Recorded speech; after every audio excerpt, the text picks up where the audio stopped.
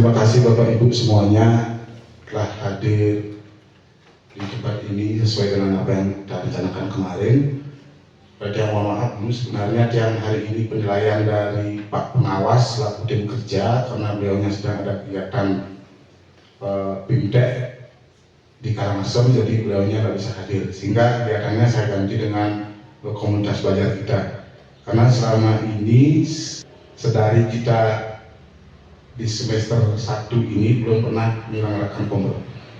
Nah, mohon maaf juga sebelumnya karena baru hari ini kita bisa melaksanakan refleksi kegiatan kompel yang kita selenggarakan di semester 2 yang lalu, tahun ajaran 2023-2024. Nah, untuk mengefisiensi waktu itu Bapak Ibu, yang boleh saja kegiatannya dengan acara refleksi kegiatan komunitas belajar bersatu kita.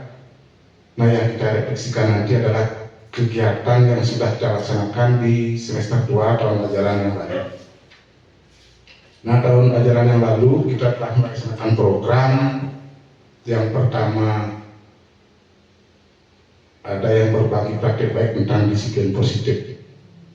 Jadi mungkin karena waktunya sekarang hanya sebentar, hanya kurang lebih 1 jam, jadi saya akan fokuskan mengambil refleksi di keyakinan kelas atau budaya positif. Nah, fokusnya di sini adalah keyakinan kelas dan konsekuensinya. Jadi setelah ini mari kita buat program yang baru, kita diskusikan bersama-sama apa hal-hal nanti yang perlu kita programkan sampai di semester 2 di tahun 2025.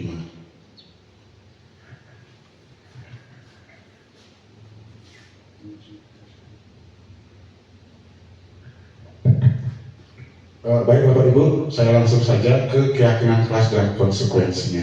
Nah, setelah dia melaksanakan observasi pembelajaran kemarin, jadi terima kasih kepada Bapak Ibu guru semuanya karena sudah menerapkan keyakinan kelas di kelasnya masing-masing.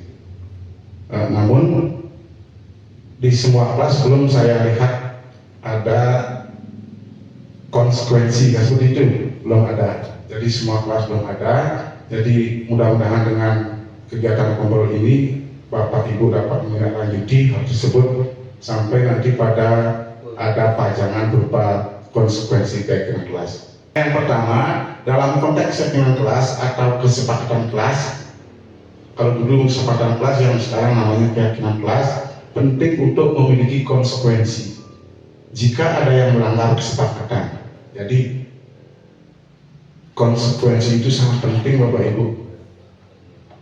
Ketika anak melanggar peraturan kelas, apa sih konsekuensinya? Nah, perlu tidak ditayangkan atau ditempel di dinding kelas, sangat perlu. Karena sebagai bukti visual, anak-anak bisa melihat setiap hari, sehingga anak-anak menjadi takut untuk berbuat sesuatu kesalahan karena ada konsekuensi atau dampak atau berupa ganjarannya, seperti itu. Nah, kemudian konsekuensi ini juga membantu menjaga kedisiplinan, tanggung jawab, dan rasa saling menghormati di dalam kelas. Kemudian yang saya lanjutkan, namun ada beberapa hal yang perlu dipertimbangkan Bapak Ibu. Ketika Bapak Ibu nanti membuat konsekuensi di kelas Bapak Ibu masing-masing, perhatikan hal-hal penting berikut. Yang pertama, konsekuensi yang edukatif. Jadi konsekuensi yang edukatif. Konsekuensi yang edukatif itu bersifat mendidik, lebih bersifat mendidik daripada memberikan suatu hukuman. Misalnya memberikan siswa kesempatan untuk merefleksikan perilakunya, kemudian atau bisa juga dengan minta maaf seperti itu ya, sehingga anak-anak sehingga anak tidak akan mengulangi lagi perbuatan yang sama. Kemudian yang kedua, konsekuensi itu adil dan konsisten. Adil itu sama untuk setiap anak. Nah, mohon maaf, misalnya Bu Jero, adiknya itu kan anak kandungnya Bu Jero, baru anak guru tidak dikasih konsekuensi, tidak boleh seperti itu. Kita tetap berlaku adil untuk setiap anak, sehingga kita kelihatan transparansinya di sana dengan anak. Konsisten juga, selain transparansi juga konsisten, tetap dan berkelanjutan untuk dilaksanakan. Kemudian saya lanjutkan yang ketiga, melibatkan siswa dalam menentukan konsekuensi. Jadi konsekuensi itu mohon jangan dibuat oleh guru itu sendiri. Libatkan siswa.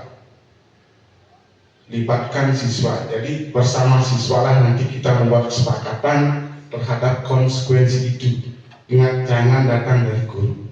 Ingat, suara siswa, pilihan siswa dan kepemilikan siswa di hal itu, voice, choice, dan ownership itu istilahnya, itu harus betul-betul diperhatikan ketika kita menerapkan merdeka belajar.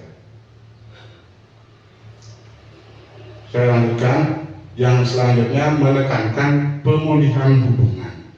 Ketika anak sudah melanggar, tujuan kita apa? Tujuan kita itu agar anak jangan sampai minder, jangan sampai tidak diajak sama teman-temannya. Jadi hubungan yang melakukan kesalahan atau pelanggaran itu baik kembali dengan teman-temannya, baik kepada adik kelas, guru, dan juga teman sekelasnya.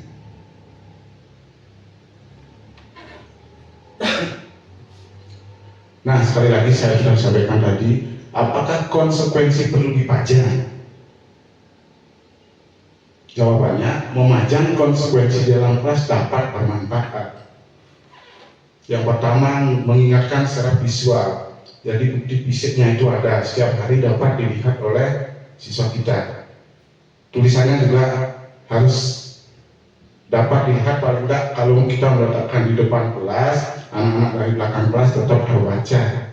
Tetap terbaca, sehingga dari manapun, sudut manapun dia sekilas membaca, dia dapat membaca konsekuensi itu, sehingga dapat mengingatkannya secara visual.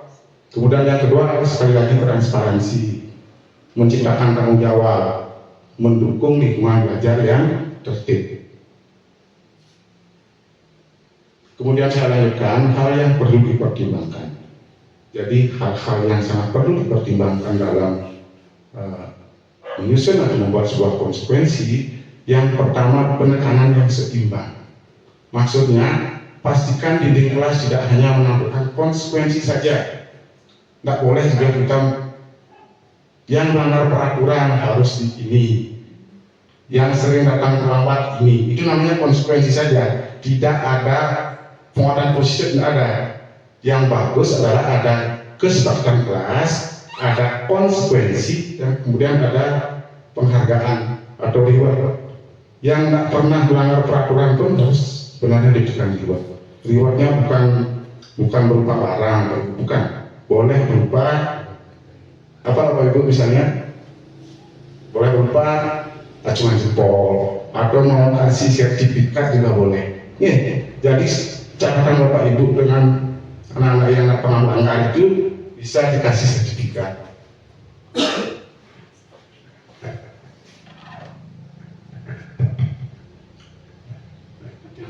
Kelihatan Bu, kelihatan ya? Oh, kelihatan. Kemudian saya lanjutkan Bapak Ibu, pendekatan yang tepat. Jadi sebaiknya konsekuensi disusun dalam bahasa yang mendidik dan positif. Saya ulang lagi, bahasa yang mendidik dan positif, bukan dalam bentuk ancaman. Sebentar saya kasih contoh bagaimana konsekuensi yang positif. Nah, misalnya ditampilkan di sini, jika melanggar aturan, siswa akan memiliki kesempatan untuk memperbaiki kesalahan dengan cara yang sudah disepakati. Ingat, Bapak Ibu ajak anak-anak membuat konsekuensi. Mungkin kelas tinggi 4, 5, 6 bisa ada diskusi, tapi kalau kelas 1, 2, 3 itu boleh guru memberikan bimbingan, Bu Bustia Yoke, Bu Wayan dan sebagainya. Jadi guru lebih banyak berperan boleh karena di kelas awal. Tapi kalau sudah di kelas tinggi, tetap segala sesuatunya itu bersumber dari siswa itu sendiri. Kita ajak diskusi anak-anak, kalau sudah disepakati, kita tempelkan, silakan anak disuruh menghias konsekuensi dan keyakinan kelas itu. Kemudian yang terakhir, pembaruan secara berkala. Jika ada perubahan atau penyempurnaan aturan konsekuensi itu, penting untuk memperbarui informasi tersebut agar tetap relevan. Jadi jika anak sudah misalnya tidak pernah melanggar tentang keyakinan kelas A, itu misalnya tidak usah dibuat lagi, boleh ganti dengan keyakinan kelas yang lain. Silakan diperbarui atau direvisi sesuai dengan kepentingan atau kebutuhan kelas itu sendiri. Nah, sekarang saya lanjutkan tip memajang keyakinan kelas. Satu, tata letak yang jelas dan menarik. Saya perhatikan sudah dipajang di kelas, tata letaknya juga sudah bagus. Yang jelas anak-anak bisa melihat dari sudut manapun, dia bisa melihat, bisa membaca.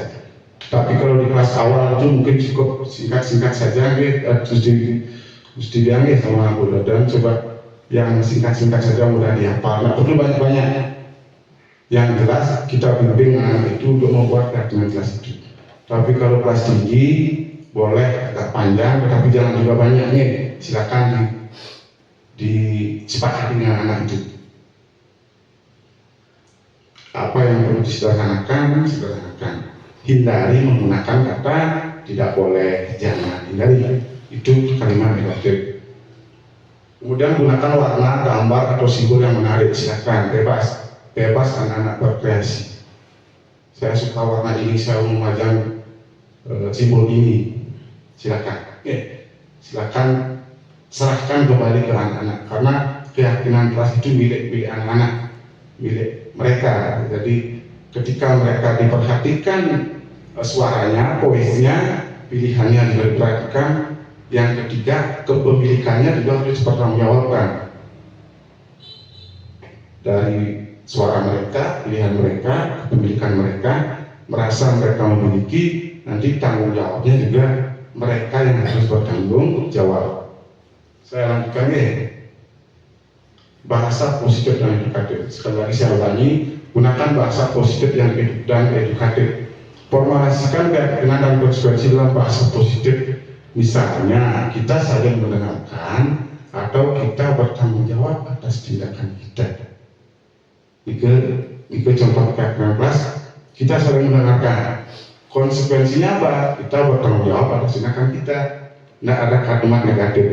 Tidak ada kalimat kita saling mendengarkan. Jika tidak mendengarkan dapat hukuman ini. Itu misalnya, itu baru kalimat yang negatif nih. Jadi diubah saja kalimat negatif ke kita bertanggung jawab atas tindakan kita. Jadi apapun yang kita lakukan, kita harus bertanggung jawabkan. Kemudian untuk selanjutnya, untuk konsekuensi, hindari nada menghukum. Hindari. Apalagi yang namanya hukuman fisik. Saya mohon hindari. Sebaiknya gunakan bahasa yang mengarah pada pembelajaran. Jika terjadi pelanggaran, itu contohnya konsekuensi. Jika terjadi pelanggaran, kita akan berdiskusi untuk menemukan solusi yang baik. Itu contoh-contoh konsekuensi yang berikut. Yang jelas hindari kata tidak, hindari berisi hukuman fisik. Hindari sekali itu, karena itu kan dipajang di depan kelas. Nanti kalau ada orang tua misalnya, yang pengawas dan sebagainya datang, kok ini keyakinan kelasnya, dapat hukuman lari 10 kali lapangan, keliling lapangan, push up 20 kali, kita walaupun dapat PJOK, tapi saya harapkan jangan memberikan konsekuensi seperti itu. Tetap kembalikan ke siswa itu.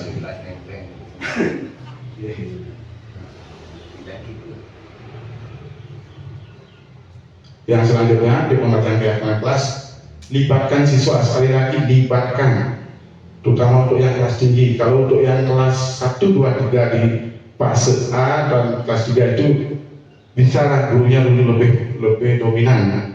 Tapi untuk kelas tinggi saya harapkan hampir 95% itu buatan siswa itu sendiri. Guru hanya memfasilitasi.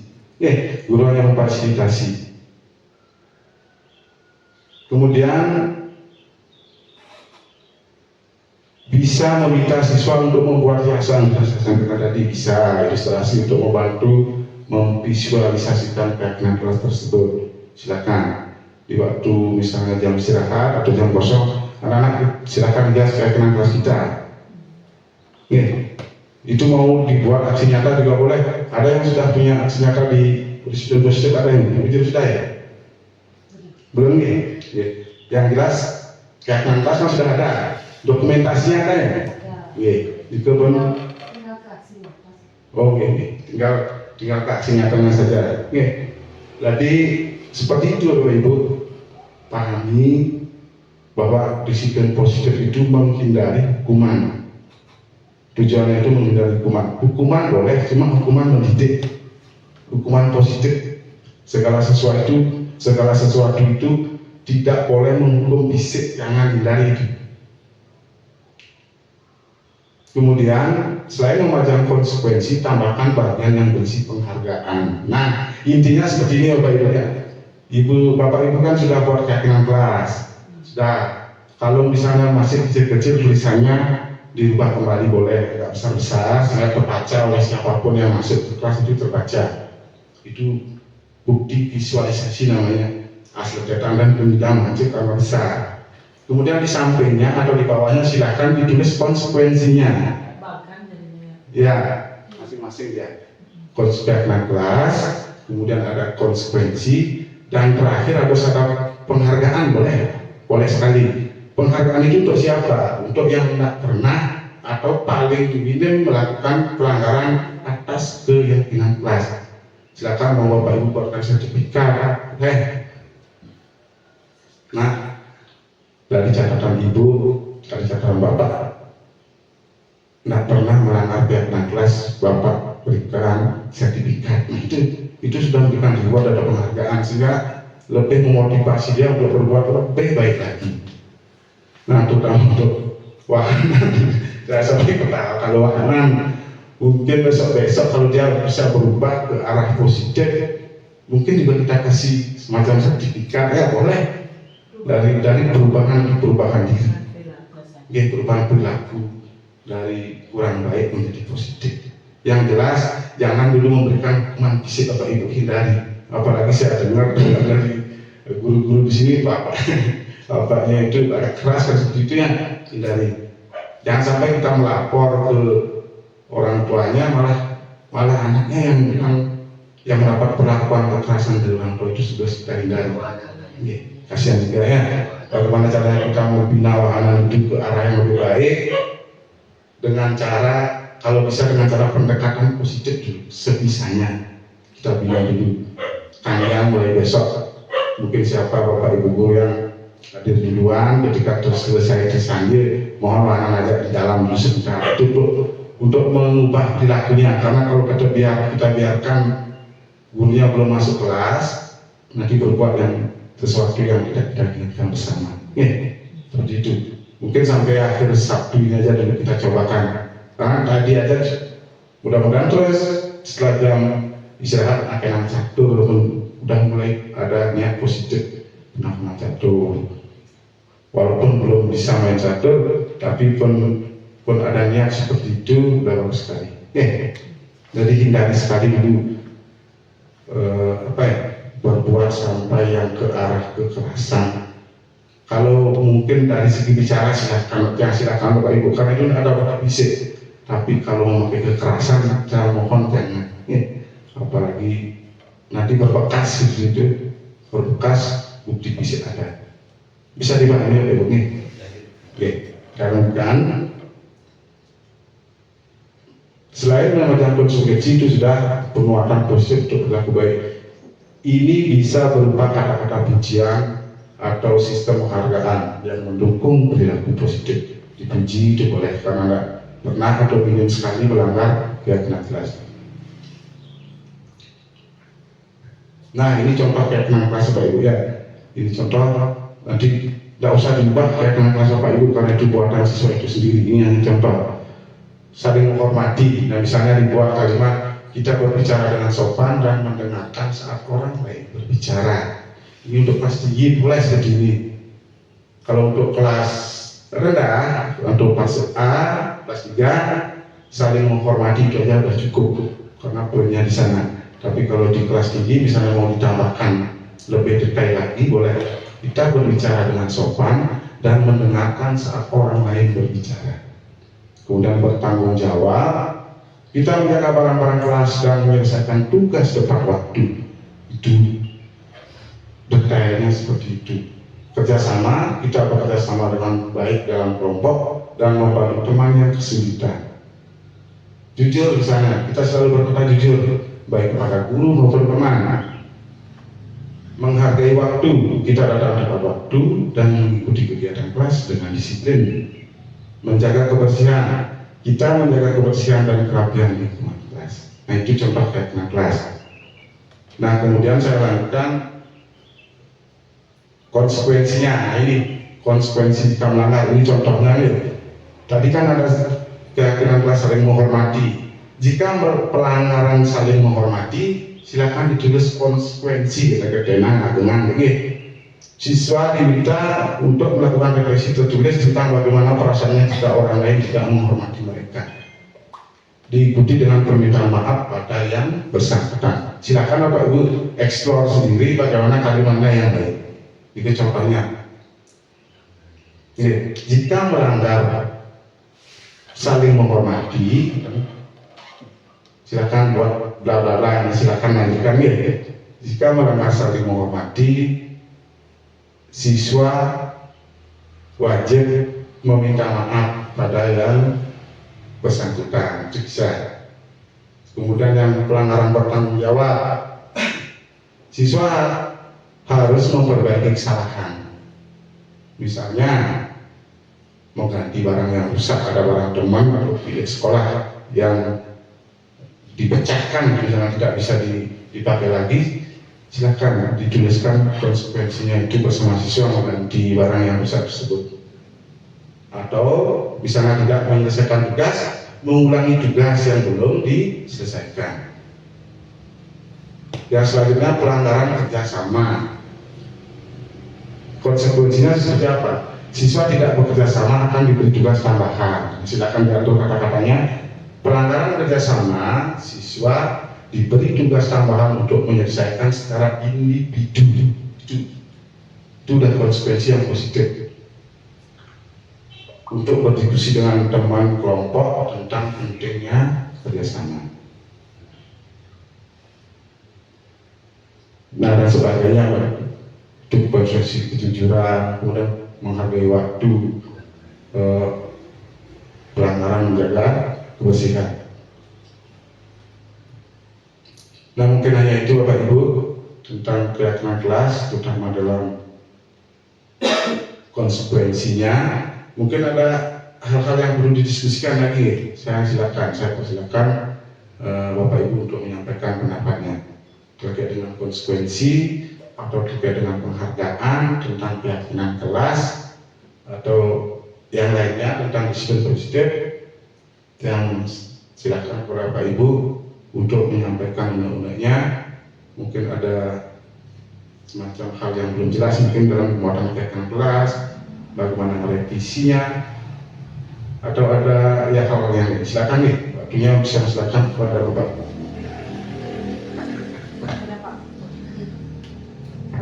Ya, silakan. Saya tidak ada pertanyaan, cuma saya ingin menyampaikan keyakinan kelas yang ada di dalam kelas saya.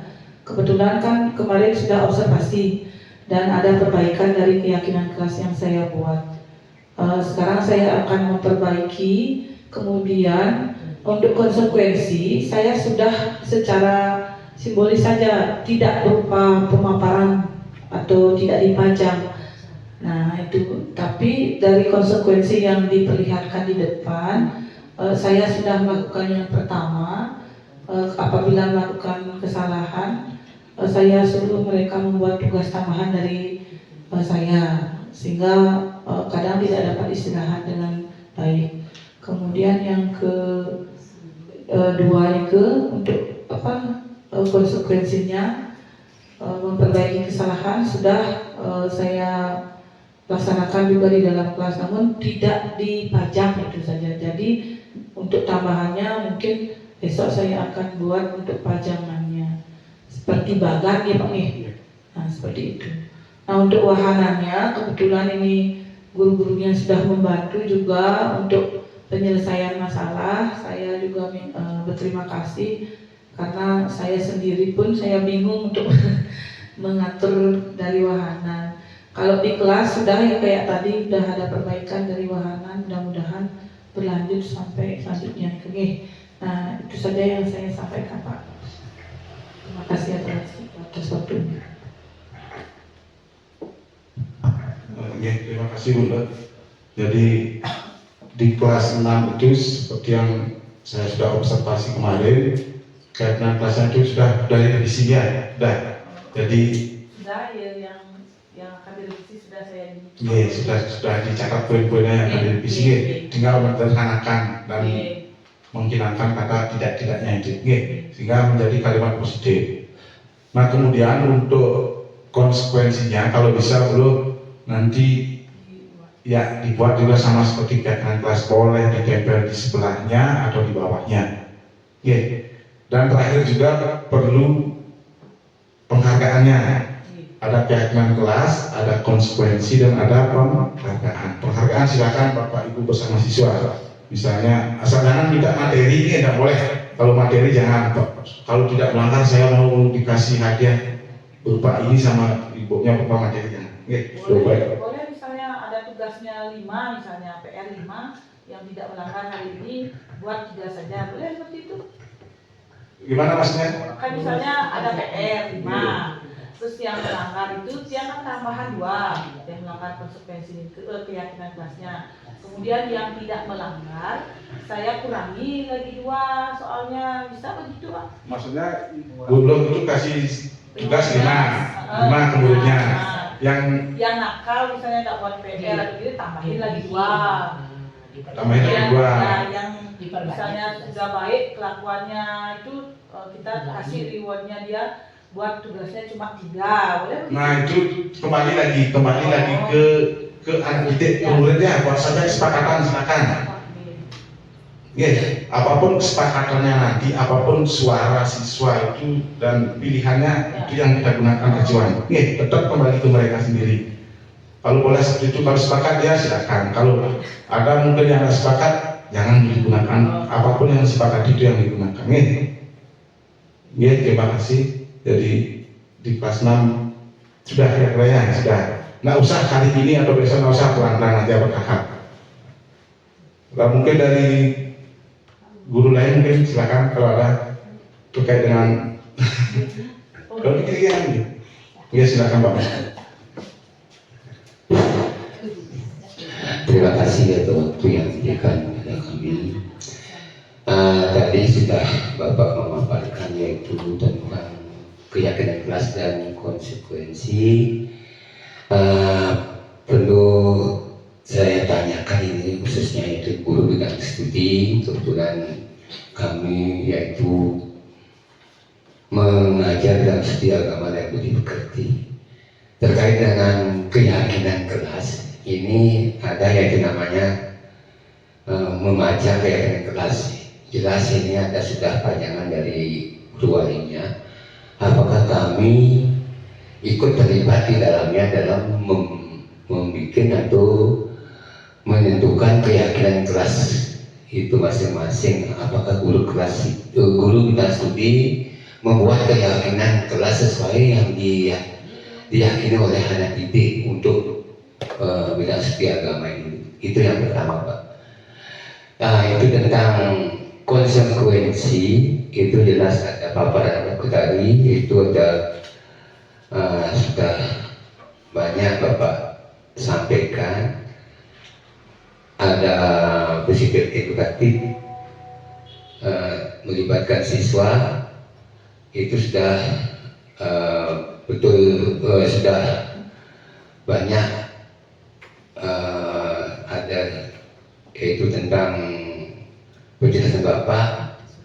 Tapi kami juga perlu menanyakan Pak, apakah guru bidang studi juga ikut yaitu menentukan tentang konsekuensi jika anak-anak itu melanggar gitu. Bagaimana nanti, apakah kita penting yaitu tambahnya bagaimana? Yang jelas disepakati yang ditanyakan sudah disepakati oleh guru kelasnya, apakah kami buat kesepakatan dari anak didik itu yang kita diajari kasus masing itu Pak. Terima kasih waktu kami kembalikan.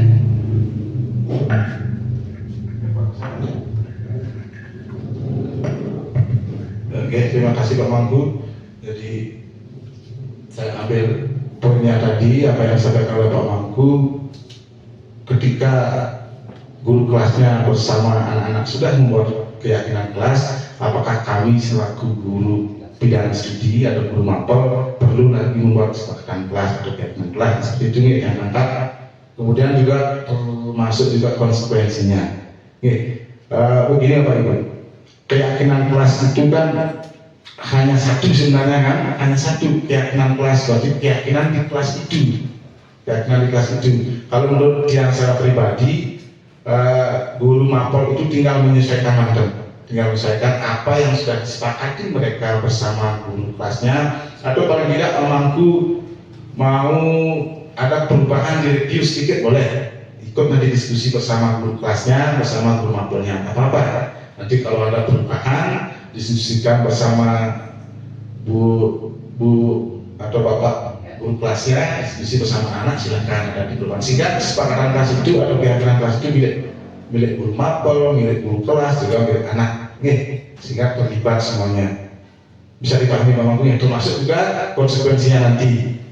Kalau misalnya guru mapel beda buat keyakinan kelas, kalau ada guru BCOK lagi beda, guru bahasa Bali beda sila keyakinan kelasnya. Jadi silakan yang serahkan ke Pak Mangku bersama guru-guru kelas yang lain.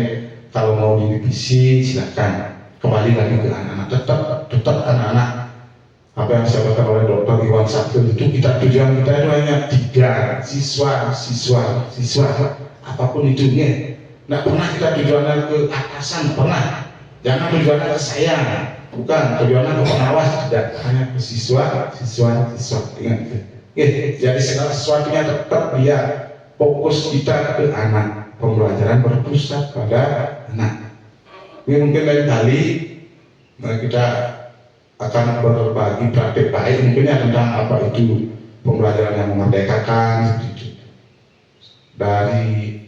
Semestinya dari membuat P5 misalnya, P5 mestinya yang benar itu ya dari anak di semester ini kita buat apa? Saya membuat ini, buat itu. Silakan sekarang ditinjau ulang. Yang diminta oleh anak itu ada nggak asetnya di sekolah? Kalau nggak ada, kita diskusikan lagi. Kita ini nggak punya aset gini nggak loh? Bisa yang lainnya, silakan didiskusikan. Nanti anak minta aset ada, itu yang bagus. Anak minta saya mau buat ini Bu, bisa nggak? Coba didiskusikan dengan teman-teman yang lain dulu. Sepakat nggak? Sepakat. Di sekolah ada nggak aset walaupun sedikit? Manfaatkan. Itulah yang namanya P5 sebenarnya. Nah untuk hal ini dengan ada diskusi lagi sebelumnya ada lagi. Ada mungkin yang perlu didiskusikan tentang keyakinan kelas. Oke, Pak Mangku, silakan. Sedikit lagi Pak, ini mengenai kesepakatan kelas. Mohon dipertimbangkan Pak, boleh apa tidak gitu. Seandainya Pak yang sama anak-anak, terutama anak yang di atas kelas 4, 5, 6 itu tentang yang disepakati bukan Bapak yang saja dengan bersama anak-anak juga. Siapa itu tentang pekerjaan PR Pak. Kalau mengerjakan tugas rumah itu seandainya 3 kali atau 4 kali tidak mengerjakan PR, bisa kami sepakati dengan anak-anak itu sampai dengan, karena ini pekerjaannya di rumah Pak, sampai bisa dikaitkan dengan pemanggilan orang tua Pak. Itu belum Bapak yang laksanakan, tapi mohon izin sama Bapak bagaimana bisa pada seandainya anak itu terlalu nakal sekali tidak buat PR gitu, bisa kami libatkan dengan mendatangkan orang tua gitu. Terima kasih Pak, cuma itu aja sedikit Pak, biar enggak kami melangkah nanti kelewatan nanti Pak. Ya, terima kasih Pak Mangku. Jadi begini ya, kita akan tetap kembali lagi ke siswa. Kalau mereka sudah sepakat seperti itu, silakan. Ya, silakan. Misalnya keyakinan kelasnya Tidak buat PR sampai 4 kali, Pak. ya, membuat tugas atau membuat tugas dengan tanggung jawab. Itu umpama contohnya keyakinan kelasnya. Jika melanggar, misalnya jika melanggar tidak membuat tugas sampai kan, ya sampai 4 kali bisa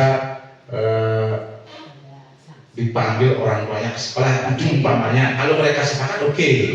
Kalau enggak boleh. Oke. Tetap kita namanya aja kesepakatan atau keyakinan, tetap keyakinan dari diri mereka masing-masing. Kalau sepakat apa boleh.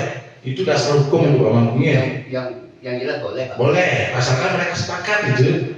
Kalau udah sepakat, harus pihak yang sepakat jangan dulu. Kalau udah sepakat, ya sepakat itu. Biasanya keyakinan kelas itu ditandatangani ya, di bawahnya itu ditandatangani ada tantangan guru kelasnya. Kalau Pak Mangku misalnya ikut membuat, silakan tantangan di sana bersama semua anak. Nanti itu sebagai bukti bahwa itu benar-benar kesepakatan kelas kita atau kelas yang bersangkutan. Mungkin itu Pak Mangku atau dari Bapak Ibu yang lain ada mau menyampaikan keluh kesah misalnya, silakan tentang budaya positif. Nah kalau di kelas 1 mungkin lebih banyak guru kelasnya berbiang guru kelasnya, karena kelas 1 itu perlu bimbingan, tapi tetap paling tidak ada suara-suara kecil dari anak seperti ini, mau kelasnya seperti itu, silakan. Tapi kalau kelas 2 mungkin persentasenya juga lebih besar, kelas 3 semakin tinggi, sehingga kelas 4, 5, 6 itu totalkan kembali ke mereka untuk mereview misalnya atau merefleksikan kembali apa yang mau diganti, apa yang mau ditambah lagi, disilakan. Sehingga keyakinan kelas itu tidak harus menonton 1 tahun seperti itu, bisa direview atau direvisi sesuai dengan kebutuhan. Kalau nggak ada, mungkin pertemuan tentang refleksi budaya positif keyakinan kelas yang cukupkan sampai di sini Bapak Ibu. Jadi silakan ancang-ancang mulai besok mau direvisi atau bagaimana, mau ditempel di dinding kelas, silakan. Tetapi nggak harus hari ini, nggak harus besok. Mungkin sehabis libur gabungan kuningan pelan-pelan aja. Yang penting nanti ada tindak lanjut dari refleksi kita hari ini. Boleh. Mau anak berkreasi, terutama kelas tinggi itu bisa, silakan berkreasi. Ya, mungkin hanya itu Bapak Ibu. Ada yang disampaikan lagi nggak ya? Nah, kalau tidak, pertemuan global kita hari ini mungkin yang pertama di tahun ajaran baru ini, yang cukupkan sampai di sini. Mudah-mudahan apa yang menjadi kegiatan kita, refleksi kita tentang budaya positif hari ini senantiasa bermanfaat dan bisa ditindaklanjuti di kelas Bapak Ibu masing-masing. Pertemuan yang betul dengan menghaturkan para Santi. Om Santi Santi Santi Om.